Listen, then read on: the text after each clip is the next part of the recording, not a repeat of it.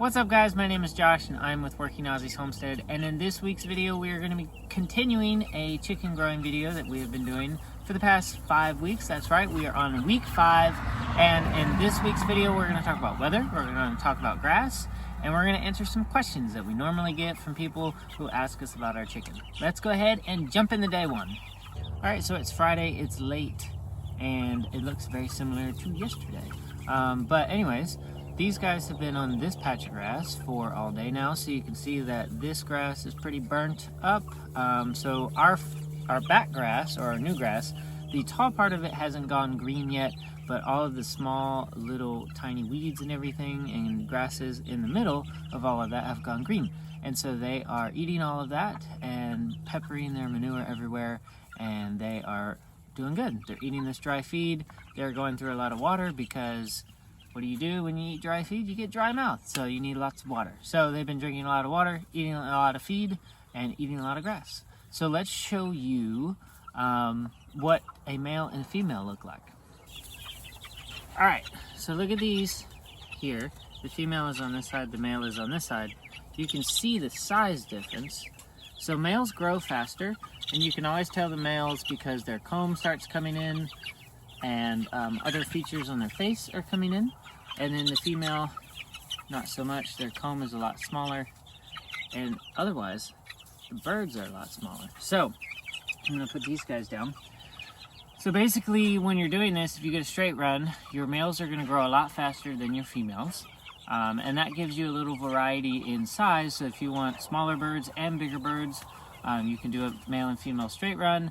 If you want bigger birds or maybe smaller birds in less time, you could run a full male. If you wanted smaller birds just in general but still wanted to do the 12 weeks, you could run straight females. So I'm gonna get out of here. These guys are getting a little restless over here. But that's the basics of today. So let's roll into the next day. Alright guys, it is Sunday. We're checking in on our birds. Alright guys, it's Sunday. We're checking in on our birds late for the evening. They're all done for today. But we have been doing this later just because we've been getting some things done in the morning. But I was going to answer some questions about weather. So how we deal with weather around here is we just pay attention to which way storms come in and out. So our chicken tractor here usually runs perpendicular to how weather patterns come in. So if it's raining really hard, it's usually running across this chicken tractor, which gives our birds a lot of shelter. Being as if it was running parallel, you could get some side winds in there and then they would get wet.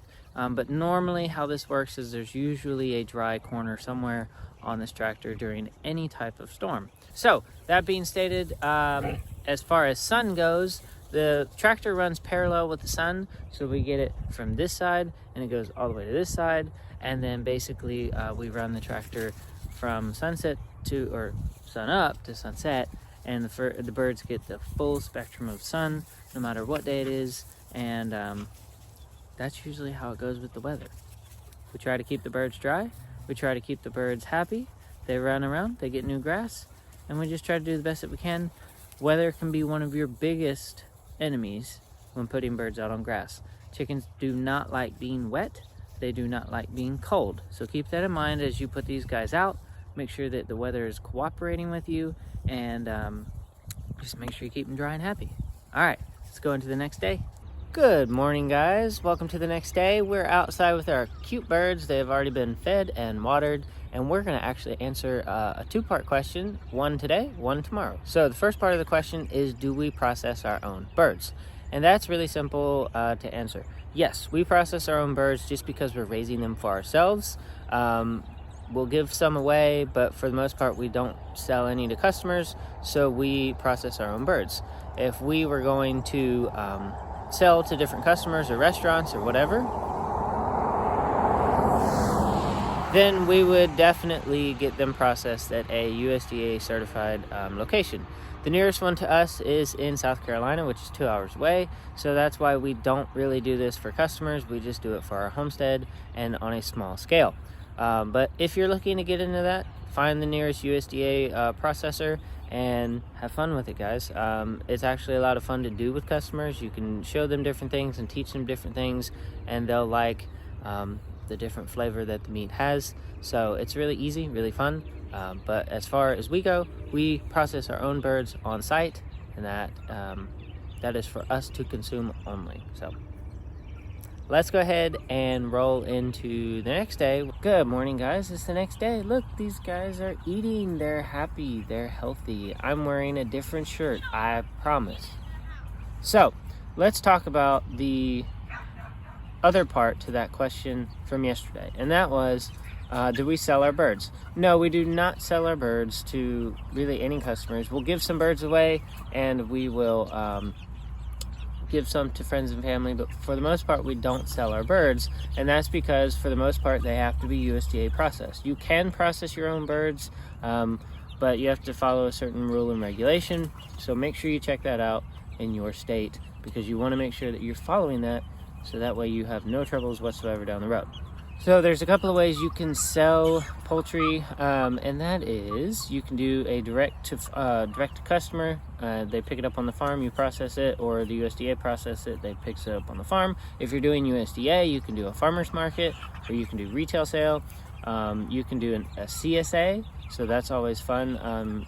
Customer supported agriculture, so that would be like you usually have people who do vegetable CSAs, so the customer pays for it kind of like in advance. They get a box, or they get a certain portion of it throughout the year, and so it's the same thing with poultry. So keep that in mind as you guys are going forth. If it's something that you're interested in looking in, again, please look at the laws and regulations for your state, so that way you can do this seamlessly. Now let's roll into the next day.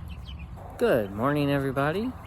Finishing up all the chores this morning, and it is Wednesday, so that means it's time for another day of chickens raised for meat. So let's answer a question today, and the question is super simple and easy to answer, and that is, do we like Freedom Ranger meat over Cornish cross meat because it takes longer? Short answer, yes. Tomorrow we're going to talk about the difference between the two birds, but basically Freedom Rangers take longer to grow, so their meat is more, I'm going to use the word worked out, but basically like if you were going to the gym and you're working out your muscles, over time they get bigger, they get more nutrient dense, and they get ripped. So basically what happens is the longer the chicken is foraging and running around, the darker the meat, the more nutrient dense the meat is, and the more flavorful, in my opinion, the meat is. So the Cornish cross take 12 weeks. The Freedom Rangers take 12 weeks. The Cornish cross take 8. So that should answer your question. More time, more forage, better meat. So we do prefer the Freedom Rangers over that, over the Cornish cross because of that. But you should try it out for yourself, because you might like the other one better. So no judgment here. Let's go ahead and roll into the next day and differentiate the two birds. It's the next day, and we're in the grass. Look at this grass.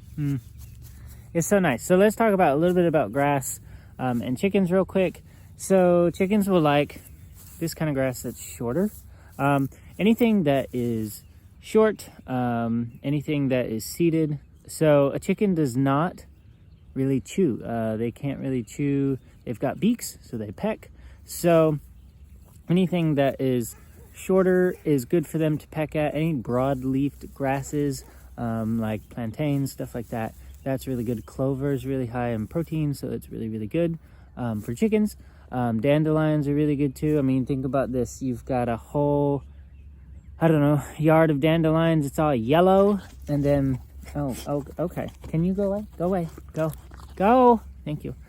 You got a whole yard of dandelions. It's yellow 1 minute, you put the chickens on it, now it's green. So anything with seeds, anything with short grasses, anything with broad leaf, and usually if you have things with broad leaf, can you go away?